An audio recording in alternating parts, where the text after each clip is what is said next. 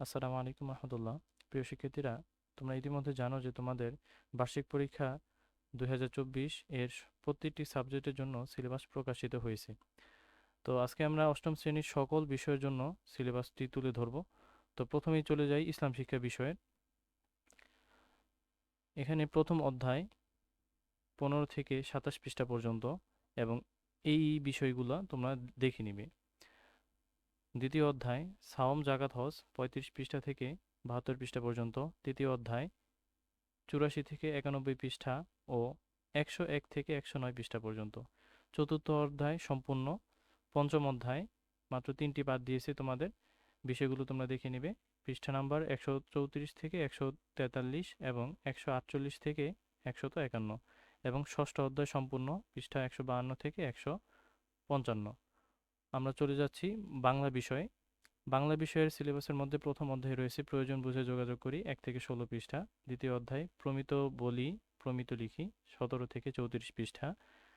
তৃতীয় অধ্যায় লেখাপড়া লেখা বুঝি লেখা পড়ি লেখা বুঝি 47 থেকে 74 পৃষ্ঠা। চতুর্থ অধ্যায় শব্দ বুঝি বাক্য লিখি 75 থেকে 100 পৃষ্ঠা। পঞ্চম অধ্যায় বিবরণ লিখি বিশ্লেষণ করি 103 থেকে 107 পৃষ্ঠা। ষষ্ঠ অধ্যায় সাহিত্য পড়ি সাহিত্য লিখি 110 থেকে 120 এবং 125 থেকে 128, 139 থেকে 157 এবং সর্বশেষ 165 থেকে 175 পৃষ্ঠা পর্যন্ত। তো আমরা পরবর্তীতে চলে যাচ্ছি তোমাদের ইংলিশ সিলেবাস নিয়ে। তো এখানে এই তোমাদের যে অধ্যায় 6 অর্থাৎ ইন্ট্রোডিউসিং, তোমরা বিষয়টি লক্ষ্য রাখবে যে অধ্যায়ের যে নাম আছে সেগুলো মিলে কিনা। তোমাদের বইয়ের যেই নামটি রয়েছে সেই নামের সাথে মিলিয়ে তারপরে তোমরা পড়বে। এখানে অধ্যায় কোনো মূল না, এখানে মাঝে মাঝে তারা অধ্যায় লিখে দেয় এবং তারা কিছু কিছু ক্ষেত্রে ক্রমিক নম্বর লিখে দেয়, যেটি তোমাদের বইয়ের অধ্যায়ের সাথে মিলে না। তো তোমরা সেক্ষেত্রে নামটা মাথায় রাখবে। তো প্রথমেই রয়েছে ইন্ট্রোডিউসিং সামওয়ান ফর্মালি, পেজ 79 থেকে 95 পৃষ্ঠা পর্যন্ত। তারপরে সপ্তম অধ্যায় এ হোল ইন দ্য ফেন্স 96 থেকে 116, লাইফ ইন দ্য উডস পৃষ্ঠা নাম্বার 117 থেকে 137। এই হলো তোমাদের ইংরেজি সিলেবাস। পরবর্তীতে আমরা গণিত সিলেবাস নিয়ে আলোচনা করি। অভিজ্ঞতা নাম্বার 3, এখানে ঘনবস্তুতে দ্বিপদী ও ত্রিপদীর রাশি খুঁজি পৃষ্ঠা নাম্বার 47 থেকে 70। অভিজ্ঞতা নম্বর 4, ক্ষুদ্র সঞ্চয়ে ভবিষ্যৎ গড়ি 71 থেকে 92 পৃষ্ঠা। অবস্থান মানচিত্রে স্থানাঙ্ক জ্যামিতি 125 থেকে 146। বৃত্তের খুঁটিনাটি 147 থেকে 180।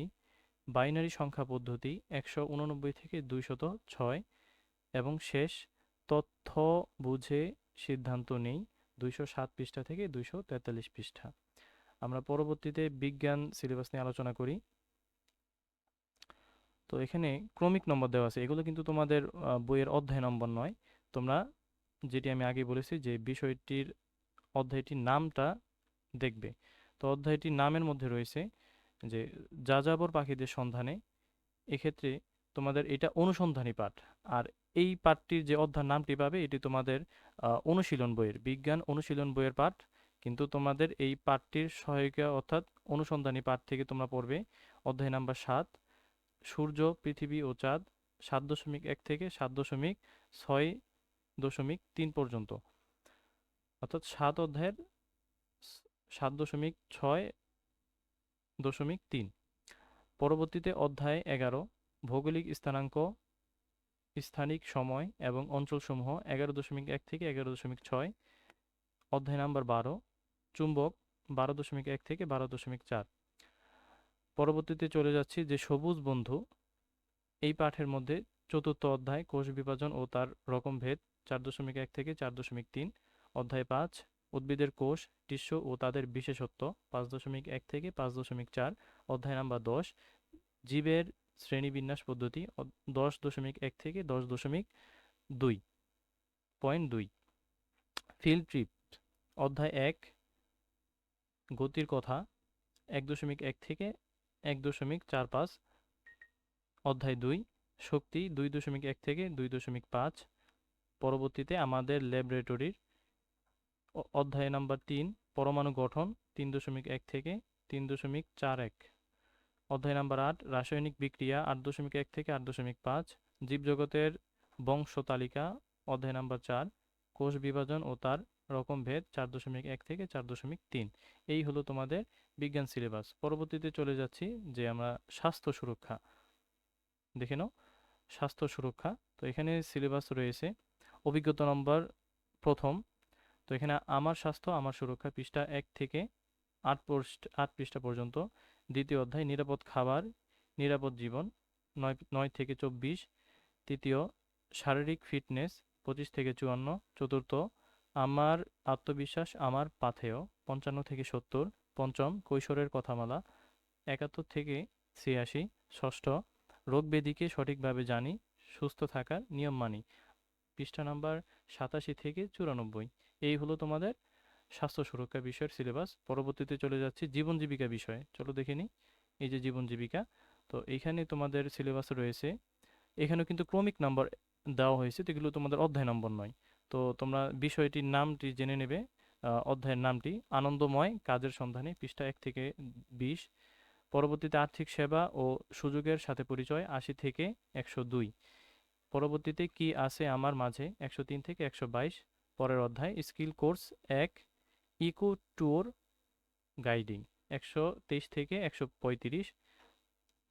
এরপরে রয়েছে স্কিল কোর্স 2 কেয়ার গিভিং 2 136 থেকে 162 পৃষ্ঠা। এর পরের সাবজেক্ট হলো ডিজিটাল প্রযুক্তি। তো এখানে তোমাদের সিলেবাস রয়েছে শিখন অভিজ্ঞতা 2। অধ্যায়টির নাম ডিজিটাল প্ল্যাটফর্মে ব্যক্তিগত তথ্যের নিরাপত্তাজনিত ঝুঁকি পৃষ্ঠা নাম্বার 27 থেকে 52। অভিজ্ঞতা নাম্বার 3।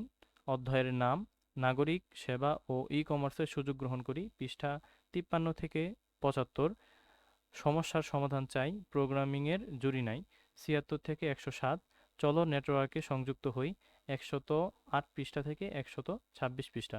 তো সেক্ষেত্রে তোমরা এই সিলেবাস যেগুলো রয়েছে এই অধ্যায়ের নাম এবং পৃষ্ঠা নম্বর মিলিয়ে তোমরা বইয়ের প্রথম পৃষ্ঠায় সূচিপত্র যেটি রয়েছে তোমরা সেখানে লিখে রাখতে পারো, যাতে এগুলো তোমাদের পড়ার সময় যাতে আবার শীট না খুঁজতে হয়। হ্যাঁ, পরবর্তীতে আমরা চলে যাচ্ছি ইতিহাস ও সামাজিক বিজ্ঞান। এক্ষেত্রে তোমাদের সিলেবাসটি রয়েছে অধ্যায়ের নাম সামাজিক ও সাংস্কৃতিক ইতিহাস জানার উপায় পৃষ্ঠা 48 থেকে 62। সামাজিকীকরণ সামাজিক নিয়ন্ত্রণ ও সমাজ পরিবর্তন 87 থেকে 101 পৃষ্ঠা। বিশ্ব প্রেক্ষাপটে সামাজিক ও সাংস্কৃতিক ইতিহাসের বৈচিত্র্যময় গতিপথ 109 থেকে 124।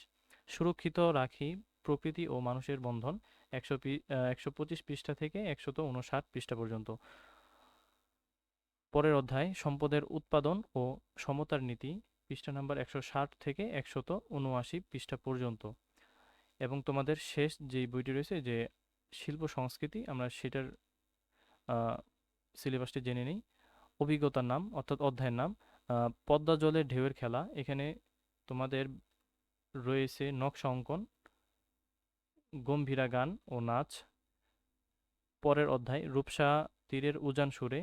এখানে তোমাদের ব্যবহারিক কাজ হতে পারে সুন্দরবনের দৃশ্য, লালন গীতি। পরবর্তী অধ্যায় কীর্তন খোলার পারে ধান শালিকের দেশে।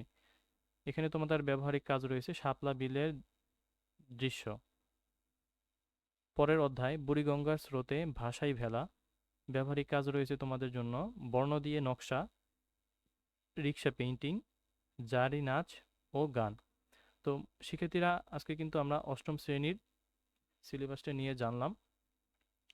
তো এই ছিল তোমাদের অষ্টম শ্রেণীর প্রতিটি বিষয়ের পুঙ্খানুপুঙ্খানু তোমাদের বার্ষিক পরীক্ষার সিলেবাস। তো অবশ্যই তোমরা এই সিলেবাসটি তোমাদের বন্ধু বান্ধবদের মাঝে শেয়ার করে দিবে। আজকে এই পর্যন্তই, ধন্যবাদ। আসসালামু আলাইকুম রহমতুল্লাহ।